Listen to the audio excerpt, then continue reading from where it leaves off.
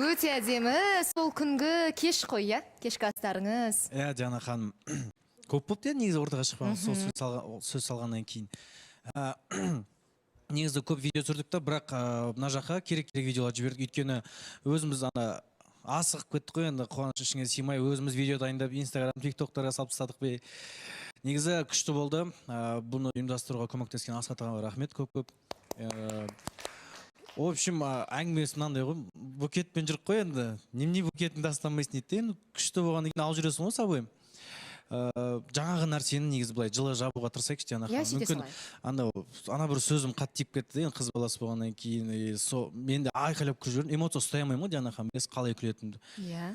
Оны мен емес, оны Диана менен жақсы біледі ғой. Сол үшін Диана сізге бір ғана айтар сөзім, ақылды болыңызшы. Болды, еркелікті көрсететін жер болады, көрсетпейтін жердер, кездер болады. Сол үшін сәл бір дана, ақылды болсаңыз, Хамрақұл сізді әлемдегі ең бақытты әйел етеді.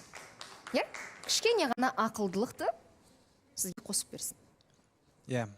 Ал одан бөлек не жаңалық? Енді екі жақтың ата-анасы сіздердің ұсыныстарыңызға қалай қарады? Қуанды ма, не істеді, кім хабарласты, кімдермен сөйлестіңіздер? Екі жақта қосылып жылады Диана. Жылады? Ой, жылады кәдімгідей. Мама звондайды. В общем, мама жақ. Енді бұл дейтін просто қаншама халықтың көзінше ұсыныс салған, сенің балаң үйленейін деп жатыр екен деп, бүкіл жан жақтан туған туыстар звондап, мама жылап мәз болды, қуанды жаңағыдай.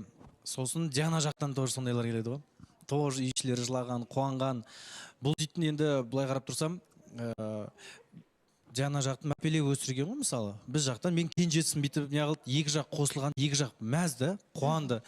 Енді сол кісілердің үмітін ақтауға тырысамыз. Бізде енді бұйыртса жақындармен танысу басылайын деп жатыр. Осыған нақты тоқталсақ, қашан, кімдермен, қалай? Негізі менің ағам Шымкентте ғой, жеңгелерім бәрі Шымкентте. Ол үшін біз бірге бар көрекпіз, бірақ одан алдын мен Диананың...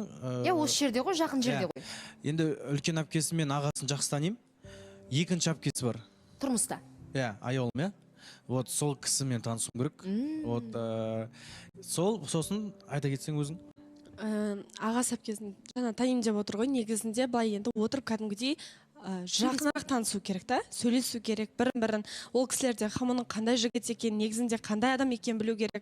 Бұл кісіде менің бауырларым қандай адам, не ойлайды, ойын бәрін білу керек деп ойлаймын. Және де ол кісілермен де Құдай қаласа иншалла осы аптада немесе ендігі аптаның басында енді таныстырамын деген ойда жүрмін. Қазір бірінші қыз бала таныстыру керек қой.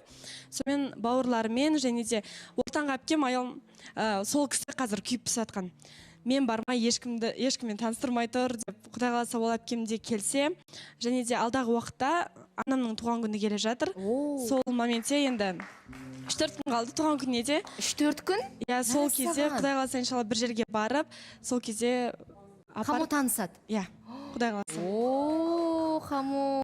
Диана ханым, ауыр болады негізі. Андай сөз салған басқа, танысу деген өте бір не болып тұр. Жүрек толқып кәдімгідей. Әрине. Қорқып тұрмын негізінде қалай болады, қалай ұстаймын өзімді, қандай әңгіме айтамын, сұрақ қойсын, не деймін деген сияқты. Енді адаммен танысқан кезде не болады? Жақсы жағынан әңгіме айтсаң, жақсы жағынан болады барлығы. Енді көреміз ғой не сұрақтар қоятын. Пока что бәріне дайын. Демек, 3-4 күнде әпкесімен, анасымен сіз танысасыз, одан кейін сіздер Шымкентке бұйырса жол жүріп, сіздің жақындарыңызбен, аға жеңгелеріңізбен танысасыздар, иә? Негізі былай болған, басында есіңізде ма? Жеңгеңмен ба? Жеңгесімен танысу керек болғанбыз. Бірақ енді екінші әпкесі аяу мен бармағанша ешкіммен таныспай тұрсын. Мен бірінші танысам деген сияқты әңгіме болған екен. Енді қайын әпкеміз ба? Құдай қарап тұрсаң, сөзін жерге қалдырмай бірінші сол кісімен танысу керек болып тұр. Енді бәрібір қалап тұрғаннан кейін.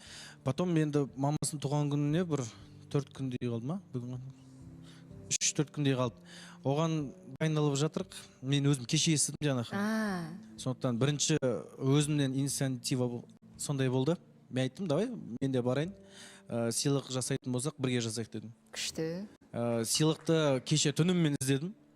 Қазір енді айтып қоймаңыз қандай сыйлық екенін. Айтпаңыз, сюрприз болсын. Қандай сыйлық екенін айтпай қойып, бірақ қандай күшті бір нәрсе не қылу керек, жаңағы мистик қалатындай қышы. осы таугүлдіктер бар ғой негізі, мақтана алмайтын жігіттер ғой. Таң қалам, қандай қарапайымсыздар. Ақтөре бастаған топ, Хамрақұлдың өзі тура дос сияқты, өте қарапайым, мақтана алмайды мүлдем. Енді ол Шерханға жұғып кетсе болар еді. Әзірше Шерхан ең сондай мақтаншақ жігіт, басқаларға қарағанда. Иә? Бірақ енді былай қарап тұрсам, Диана ханым, биыл бірге жүріп қоймыз, Ақтөре екеуміз 3 жылдай болып отырмыз бірге жүргенімізге. Биыл бізге бақ берді. Биыл бізді жаңағыдай жақсы жағынан қуантып жатыр енді. Мүмкін біз де өзгердік қой, соған бір не болып жатқан шығар. Қалай отдача дейді ғой. Мысалы, өз бақытымызды тапқандаймыз. Әрекетке берекет. Бұрынғыдай қаңғыру жоқ. Қазір ойың бәрі тойда не істесем екен, қалай болады екен, қанша адам келеді, қанша жұмсаймын. Және қос достың жолы бір сәтте ашылғаны қандай керемет, иә? Бекер келмепсіздер бұл маусымға. Бізде жарнамадан кейін жалғастырамыз.